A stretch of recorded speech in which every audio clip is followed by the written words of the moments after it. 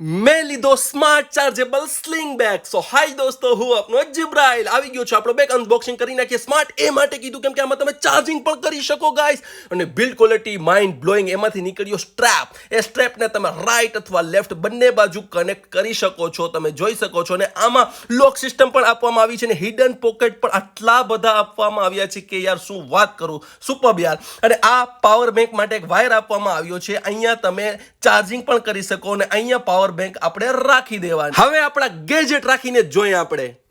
સૌથી પહેલા આપણે રાખીશું પાવર બેંક, એટલે ચાર્જિંગનું કાંઈ ટેન્શન જ નહીં. આ છે નેક બેન્ડ અને આ છે જે માઇક ઓલવેઝ મારી સાથે હોય શૂટિંગ માટે. અને એક બુક પણ હું કેરી કરું છું. સાથે સાથે હું મગ પણ રાખું છું ચા પાણી પીવા માટે.